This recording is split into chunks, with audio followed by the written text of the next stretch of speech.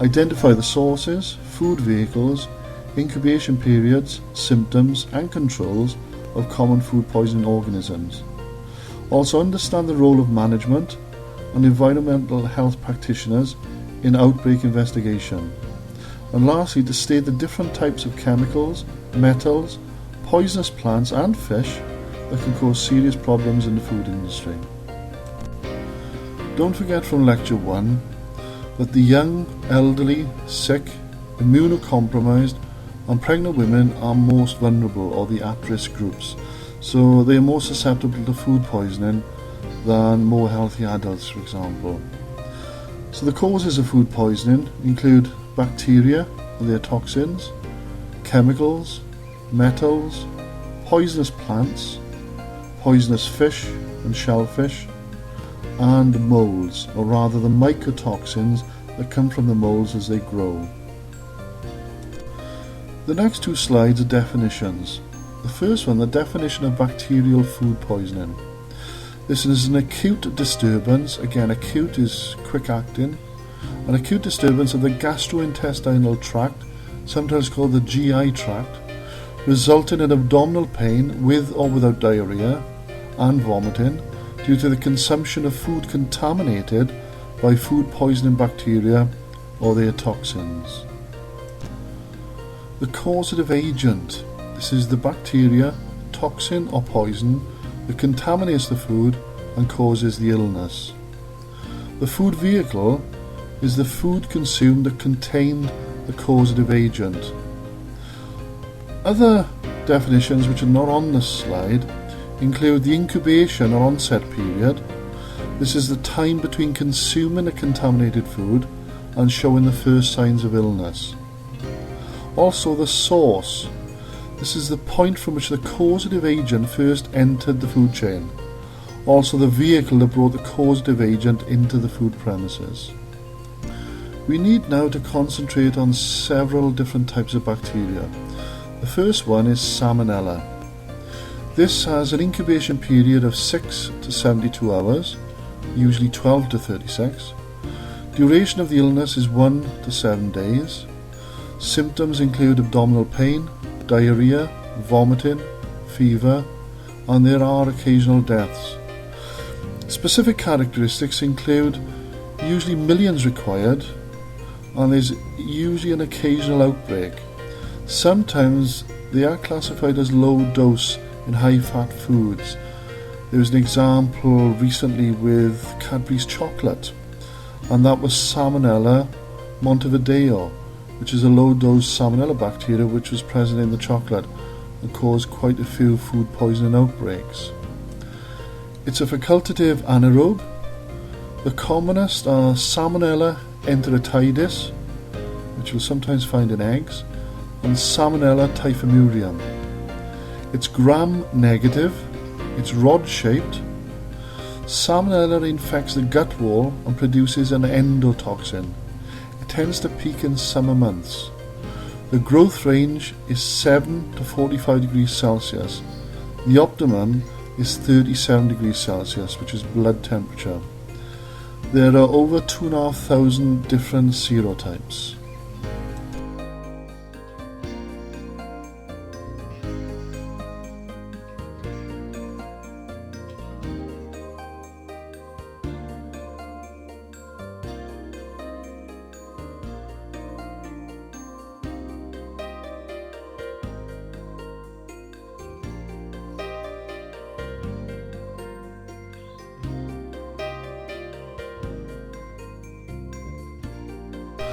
Sources of Salmonella include raw poultry, eggs, milk and meat, people, animals, rodents and insects.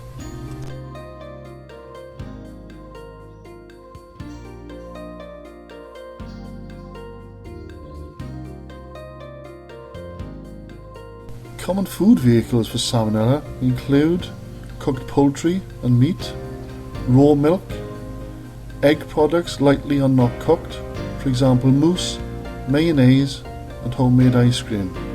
Also another example is tiramisu, which is made with raw eggs. Control factors to prevent Salmonella food poisoning Start off with animals, for example using heat-treated feed, avoiding overcrowded and transport stress, and segregation of ill animals. Also hygienic slaughter, both of poultry and red meat.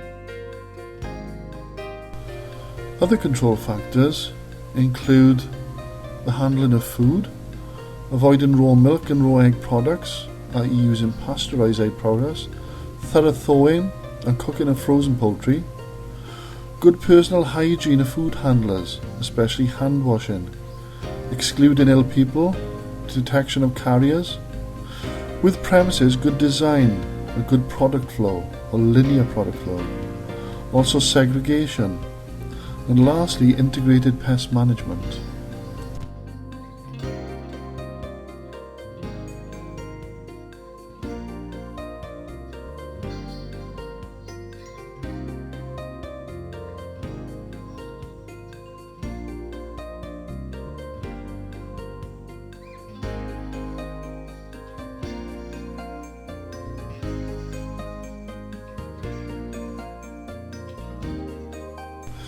There are two types of food poisoning disease.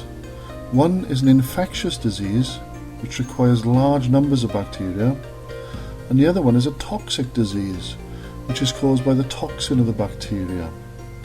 Now, Clostridium perfringens causes an infectious disease, as did Salmonella. So Salmonella and Clostridium perfringens, they cause infectious diseases. The incubation period for Clostridium perfringens is 8 to 22 hours, usually 8 to 12. Duration of the disease is 12 to 48 hours. Symptoms include abdominal pain and diarrhea, and vomiting is rare. Specific characteristics include it's gram-positive, millions are usually required to cause illness, it's a spore former, it's anaerobic, it grows between 10 degrees Celsius and 52 degrees Celsius, usually 50 degrees Celsius in most foods. The optimum is 43 to 47 degrees Celsius. The generation time at 46 degrees Celsius, that's TG, is 10 minutes. In other words, the bacteria double every 10 minutes at 46 degrees Celsius.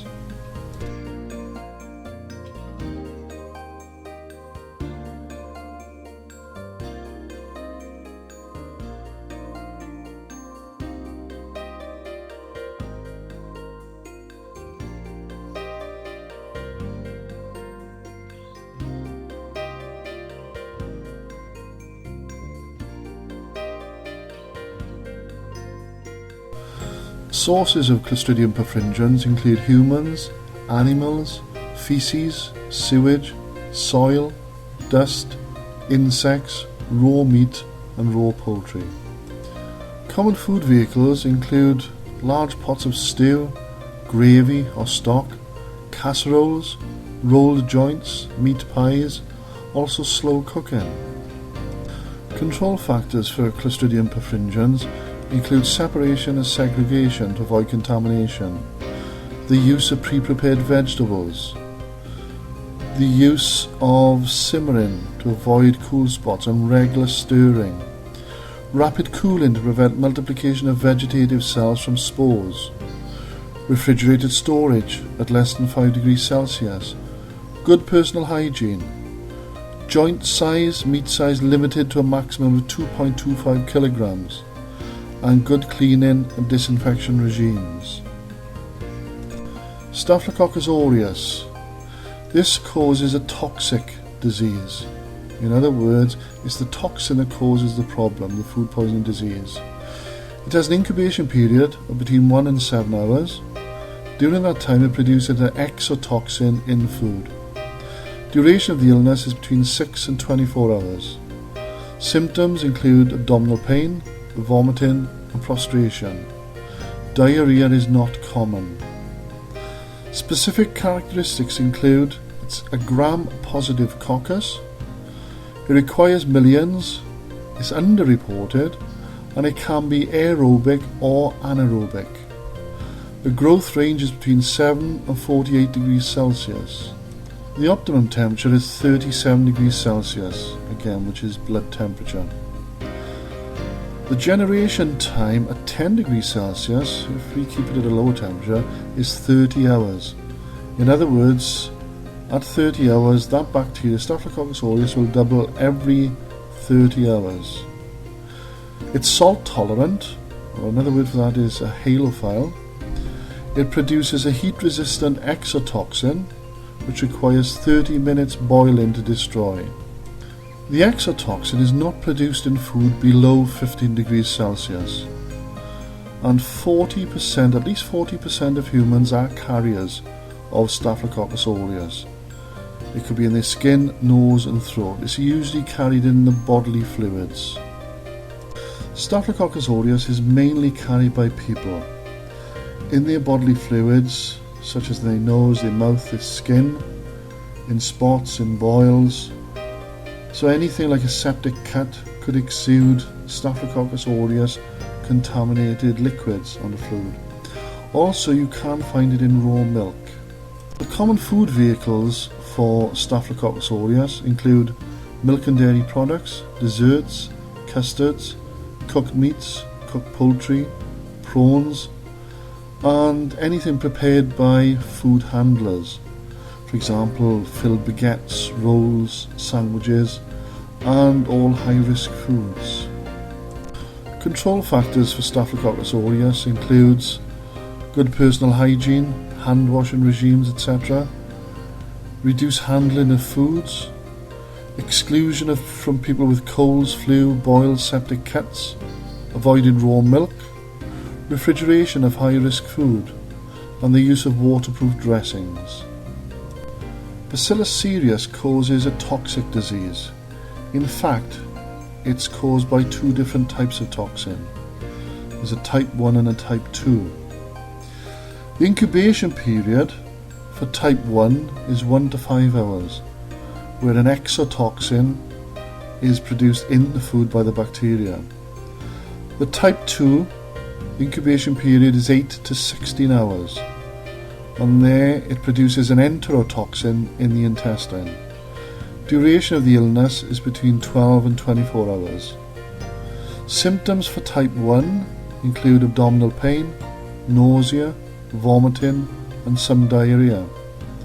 Type 2 symptoms include abdominal pain, nausea, diarrhea, and some vomiting.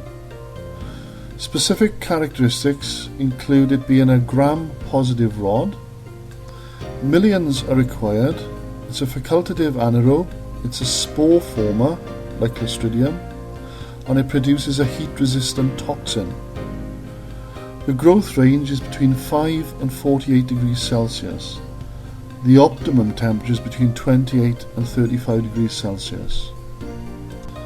Sources of Bacillus cereus include cereals, especially rice, and there's quite a few examples of rice poisoning every year, and this is due to rice being held in the temperature danger zone after cooking.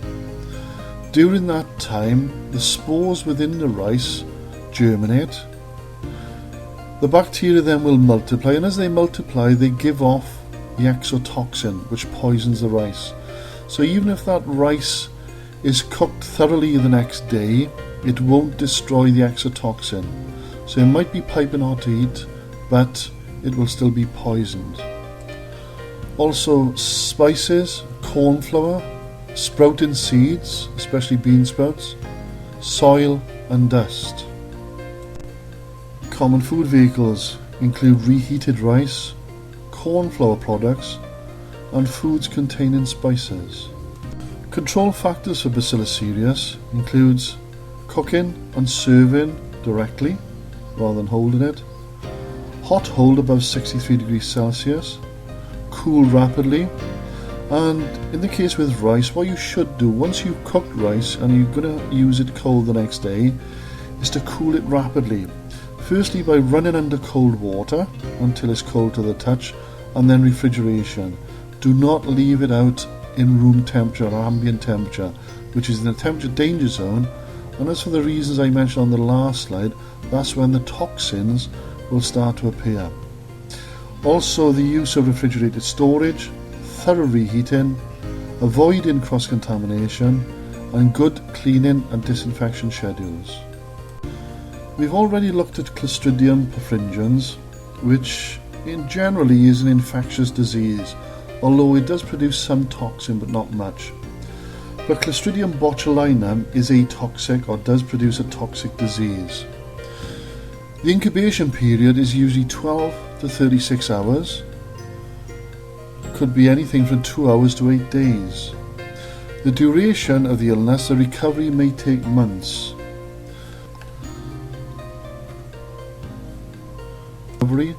Blurred and double vision, muscle paralysis, diarrhea and constipation, and deaths are common. It produces an exotoxin. In fact, it produces a neurotoxin, which affects the central nervous system. In essence, the neurotoxin stops messages getting from the brain to the rest of the body's organs, telling them to function, and they slowly stop working. It's a gram-positive bacteria, and there are 7 types of toxin. It's a type E psychrophile. In other words, it's one of the bacteria, as well as Listeria, which will multiply in a fridge. It's very toxic. It's an obligate anaerobe. It multiplies between 3 and 50 degrees Celsius. It's a spore former, like Clostridium perfringens, like Bacillus cereus. If spores are consumed under normal circumstances, they are unable to germinate because we have quite an acidic internal environment, which spores do not like. But with infant botulism, where a very young child, usually under about 12 months, consumes Clostridium botulinum spores, because a young child hasn't built up that acidic environment yet, the bacteria, or rather the spores, will germinate. The bacteria will grow and they will give off the neurotoxin, and they could kill the child, and this is called infant botulism. It produces a heat-sensitive exotoxin, so the toxin is quite easily deactivated by cooking, and it is a pH limit of growth of 4.5. Sources of Clostridium botulinum include the intestines of fish, soil, vegetables, and marine mud.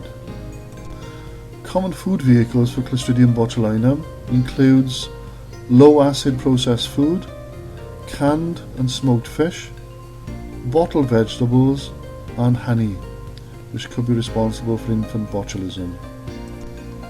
Control factors include good time temperature control, especially vacuum packs of smoked fish, discarding blown cans, the use of preservatives such as nitrates, and thorough cooking, which destroys the toxin. Other control factors with Clostridium botulinum include good manufacturing practice in canning, using a temperature of 121 degrees Celsius for 3 minutes, which is called the botulinum cook. Also in bottling and smoking. The prevention of cross-contamination, care in gutting and preparing raw fish, and prevention of post-process contamination. Another food poisoning bacteria is Vibrio parahaemoliticus, which causes an infectious disease. So we're looking at numbers of bacteria causing a problem rather than a toxin. The incubation period is anywhere between 2 and 96 hours, typically 12 to 18. Duration of the illness between 1 and 7 days.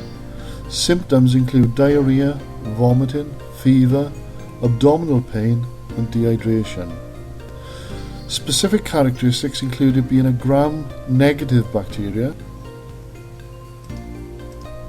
It's a facultative anaerobe. It's more prevalent where the sea is warm. Growth range is between 5 and 43 degrees Celsius. The optimum growth range is between 30 and 37 degrees Celsius. The TG, or generation time, for Vibrio parahaemoliticus at 37 degrees Celsius, which is blood temperature, is 10 minutes. In other words, they will double every 10 minutes at 37 degrees Celsius.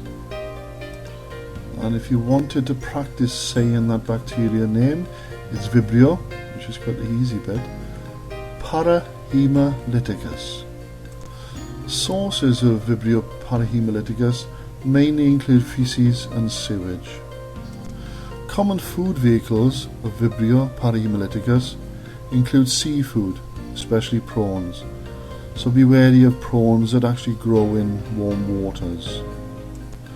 Control factors for Vibrio parahaemoliticus include not consuming raw shellfish, cooking well, and avoiding cross-contamination. Yersinia enterocolitica, another food poison bacteria, causes an infectious disease, in other words, numbers of bacteria rather than toxin. The incubation period is between 1 and 5 days, typically 12 to 36 hours. Duration of the illness is between 1 and 7 days. Symptoms include diarrhea, fever, abdominal pain, and dehydration. Nausea and vomiting are less common, and most patients recover completely. It's a facultative anaerobe. It's not common in the UK. The growth range is between 0 and 44 degrees Celsius, optimum 28 to 30 degrees C. Sources of Yersinia enterocolitica include milk, raw pork, meat and poultry, shellfish and fish. Common food vehicles for Yersinia enterocolitica include raw milk and dairy products, meat, poultry, fish, shellfish, especially oysters, and also salads. Control factors for Yersinia enterocolitica include good hygiene practice, including good hand washing regimes, avoid the use of raw fish and milk, thorough cooking to 75 degrees Celsius, avoiding cross-contamination, good time temperature control, effective stock rotation, especially under refrigeration. Common food vehicles for food poison bacteria include poultry, which is undercooked, cooked red meats and meat products, desserts, shellfish, usually raw, but you tend to have viral infections rather than bacterial infections with shellfish, and also with fish, something called scombrotoxin, which we look at later on. Salads, vegetables and fruit, although these are usually viral, caused by low-dose organisms, again which we look at later. They are not usually considered high risk, but are increasingly identified as the vehicle for low-dose organisms. Also egg products, and occasionally eggs, and milk, usually raw, and milk products. And here are the 10 main causal factors of food poisoning.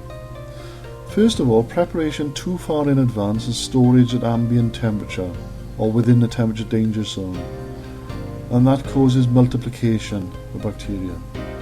Secondly, inadequate cooling, again causing multiplication of bacteria. Number 3, inadequate reheating, so bacteria survive. Number 4, contaminated processed or canned food, where you'll get inherent contamination. Number 5, undercooking, survival of bacteria. Number 6, inadequate thawing, so the survival during cooking.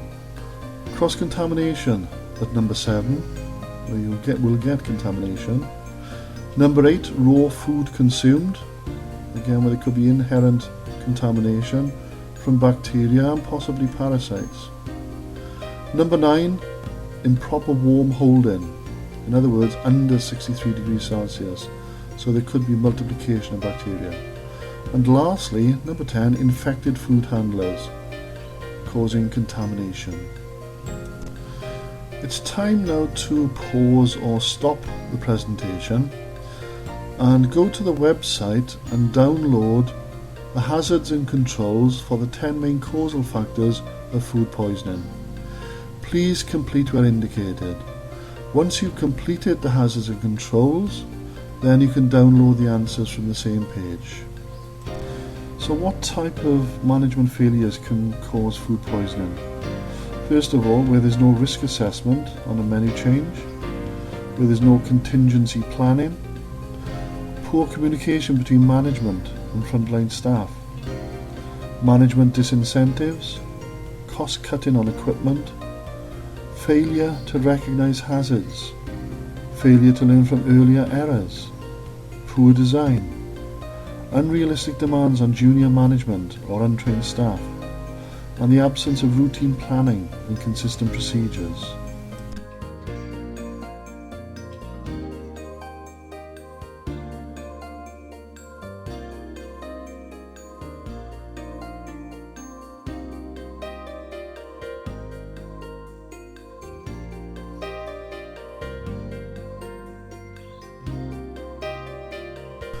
We can prevent bacteriological food poisoning by breaking the food poisoning chain. Food poisoning rarely occurs because of a single isolated mistake. Controls can involve effective management, implementation of HACCP, obtaining food from reputable and approved suppliers, preventing contamination, preventing multiplication, thorough cooking, processing, avoiding the consumption of raw foods likely to be contaminated with food poisoning organisms, for example raw milk, bivalves and raw egg products. Preventing contamination by effective instruction, supervision and training, in other words competency of all persons who can influence food safety. High standards of personal hygiene, especially hand washing and the use of waterproof dressings. The exclusion of symptomatic food handlers or visitors, where they might be carriers or have boils or septic cuts. Avoiding the handling of food. Protection and covering of food. Good design of premises. Prevent practices which could result in contamination. Well-designed equipment, properly used. Separation of raw and ready-to-eat products from delivery to service, or we sometimes say from farm to fork. Effective cleaning and disinfection, integrated pest management and effective waste management.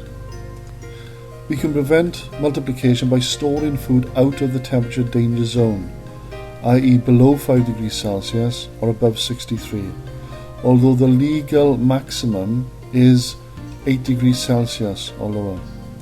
Minimise time at ambient, for example when unloading and preparation. Cool rapidly. The use of fermentation, which reduces the pH, and that can be used with salami, yogurt and cheese. The use of preservatives, for example salt and sugar or acid. And keeping dry foods free from moisture. With meat processing and cooking, meat etc. should have a core temperature of 75 degrees Celsius or equivalent. Make sure that meat is completely thawed before cooking.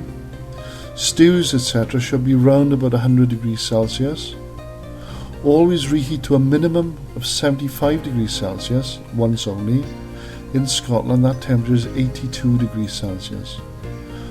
Pasteurisation, sterilisation and canning is another way of processing, especially with the botulinum cook 121 degrees Celsius for 3 minutes, and also destroying unfit, suspect or contaminated food.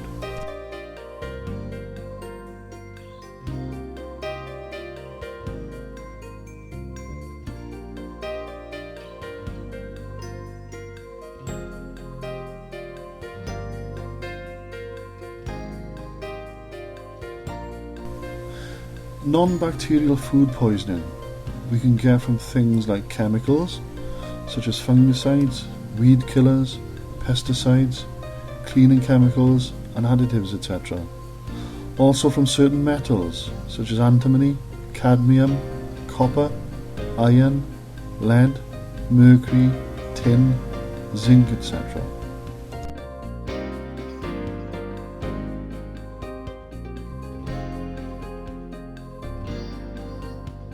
We can also find problems with some plants, such as deadly nightshade, deathcap, daffodil bulbs, toadstools, rhubarb leaves, etc. Also fish and shellfish, something called scombrotoxin and paralytic shellfish poisoning. Some molds produce mycotoxins, which are particularly nasty. Aflatoxin, for example, is a mold that's produced by Aspergillus flavus, and this is usually on cereals and nuts. High levels have been found in cloudy apple juice. It causes organ failure and cancer. Patulin is produced by mold on apples, and this can cause liver cancer. And also ochratoxin is produced by mold on some cereals.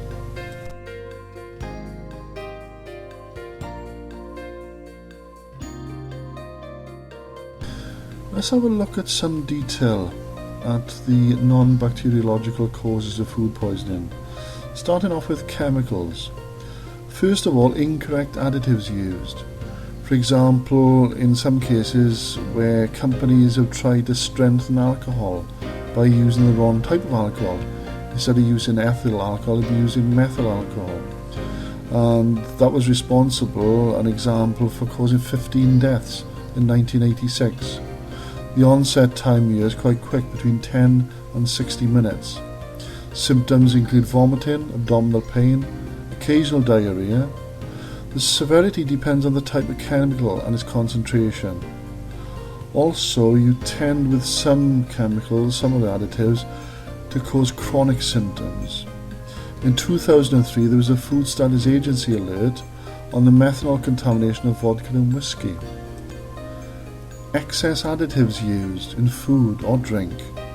For example, there was a case in 1997 of excess nitrates added to bacon. 3 people were ill because there's 200 times the permitted level of nitrates added to that food product. It may be fatal in infants. Another product, excessive use of monosodium glutamate. Cleaning chemicals, an example where caustic soda could be left in pipes following cleaning, especially with cleaning in place. There was an example in 1984 where dishwasher liquid was poured in the jug prior to use. It was left unattended, and several residents in migration died because of ingesting that liquid.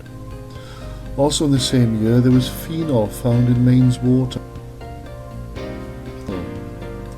Commercial greed. In Spain in 1982, oil containing toxins, which was allegedly industrial waste oil, was added to cooking oil. 20,000 people were ill, with 350 deaths. Pesticides and insecticides, especially residues of those on fruit and vegetables. And there's been several outbreaks in the USA from watermelons and in the UK from cucumbers. With packaging, there's been an increased concern when microwaving foods covered in cling film, where the plasticizer in the cling film could migrate into the food itself, although the jury is still out on the verdict of cling film. In 2003, concern was met with imported Brazilian and Portuguese chicken containing excessive amounts of nitrofurans, which is an antibiotic. Also concern with imports of honey and prawns containing chloroamphenicals, which is another antibiotic.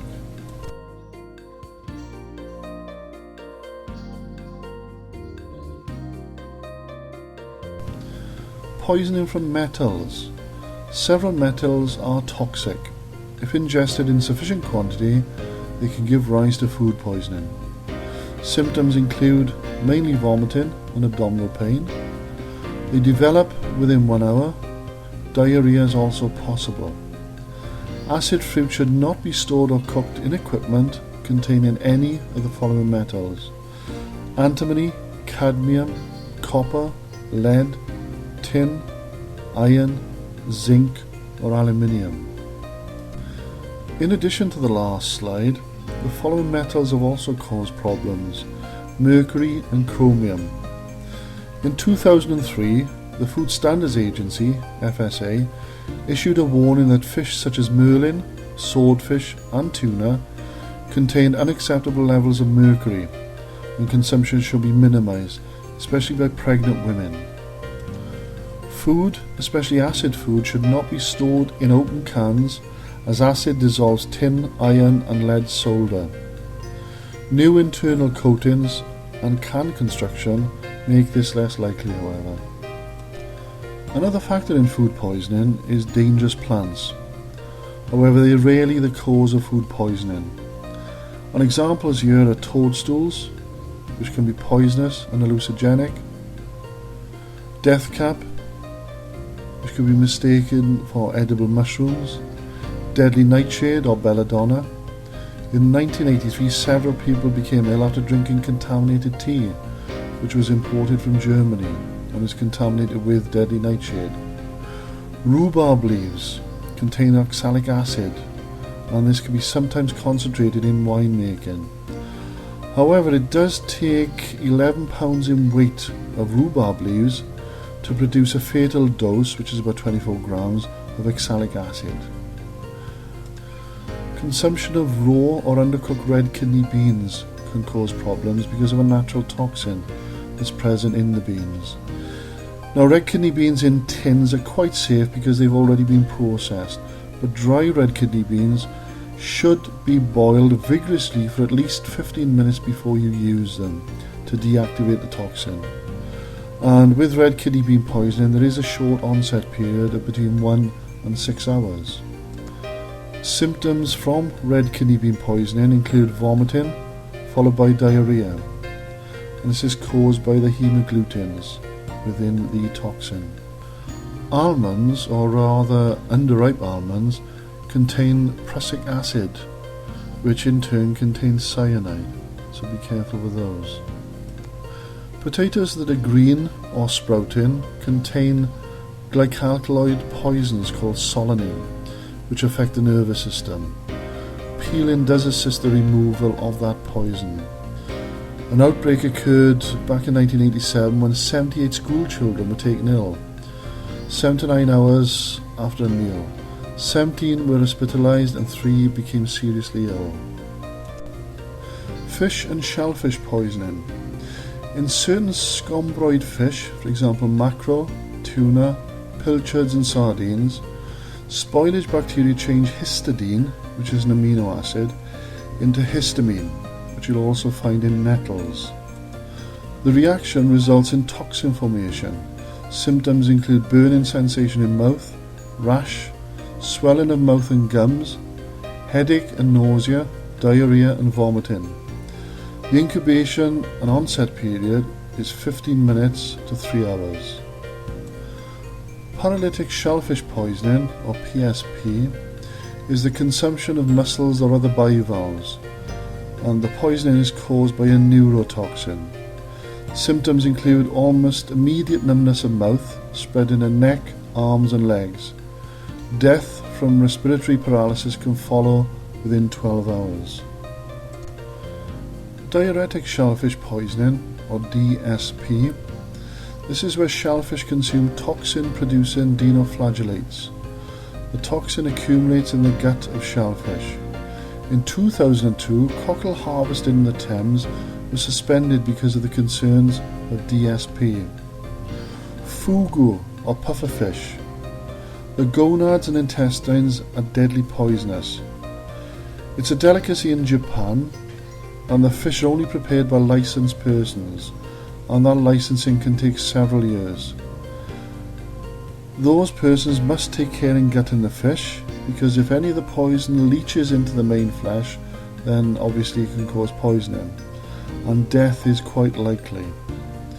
Ciguatera. This occurs with 300 species of Pacific and Caribbean fish, and again is from toxin-producing dinoflagellates consumed by the fish. Where carnivorous fish eat herbivorous fish, there's a cumulative effect. The onset period is between 1 to 6 hours, and the toxin is heat resistant. Symptoms include disturbed vision, respiratory paralysis, numbness or burning in the mouth, abdominal pain, diarrhea and vomiting, and there are occasional deaths. And the last type of shellfish poisoning is red whelk.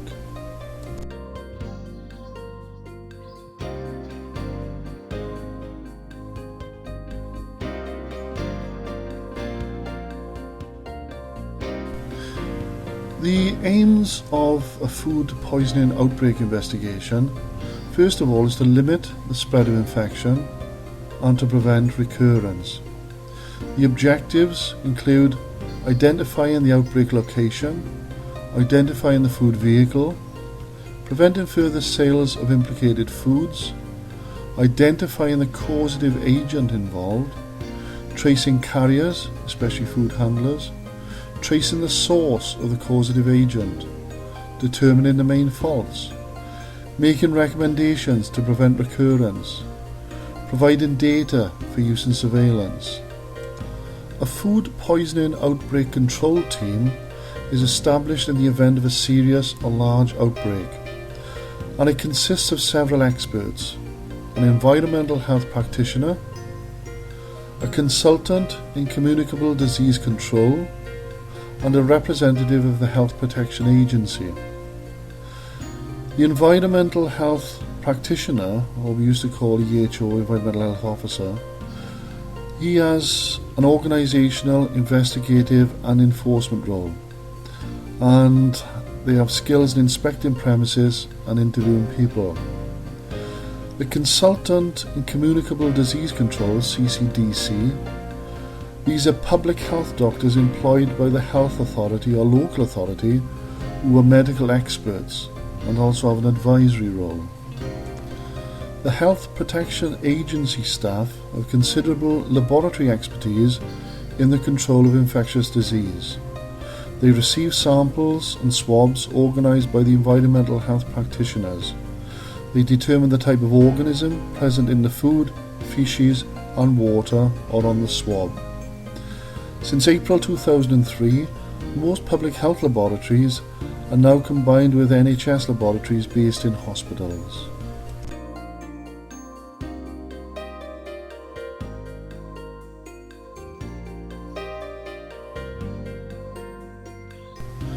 The role of management during a food poison outbreak is to do the following: to advise relevant staff of the problem, to suspend sales of suspected food and organise its removal and isolation, to exclude staff with food poisoning symptoms or are suspected of suffering from food poisoning, and to ensure specimens are provided for doctor.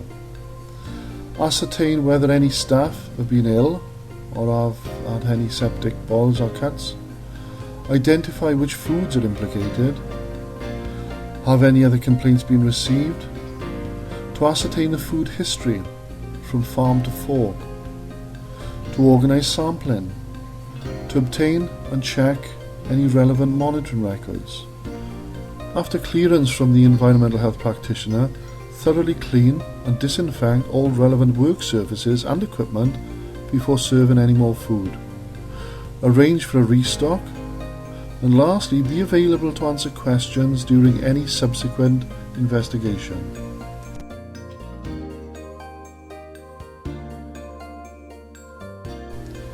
There are 6 stages to an environmental health practitioner's investigation. They are preliminaries, case finding, site investigation, intermediate review, source tracing and consolidation. First of all, preliminaries. Here the EHP will review notification, formulate hypothesis, determine the case definition, determine the population at risk, decide what resources are required, define responsibilities, sets up communication channels and briefs inspectors. Number 2, case finding. They search for cases, carriers and contacts. They record detailed case histories of sufferers, details of food consumption, symptoms and onset times, occupational details, obtaining specimens, assembling data, formulation of hypothesis re outbreak location, obtain details of food preparation, etc. Also arranging questionnaires for all attending suspected function.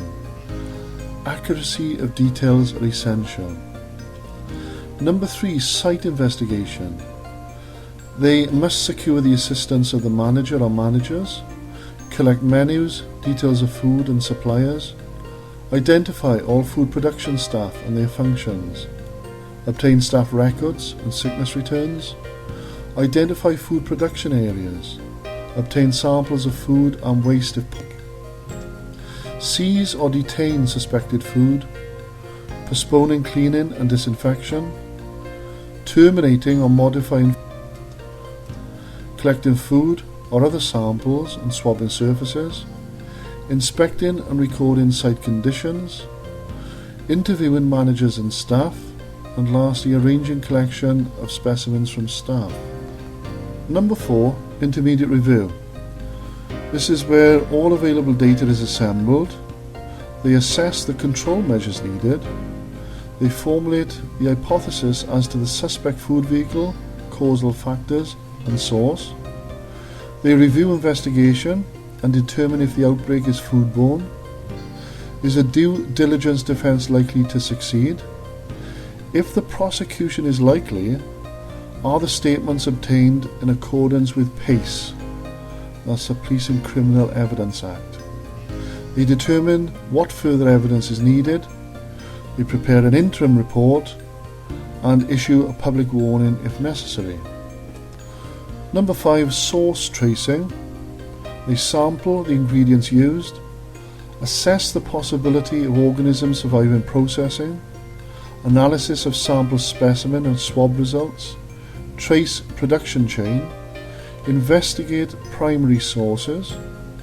And number 6, consolidation, collation of data and testing hypothesis, further detailed examination of critical factors, discussion of draft report, agreement on final hypothesis, formulating remedial and control measures, and publishing final report.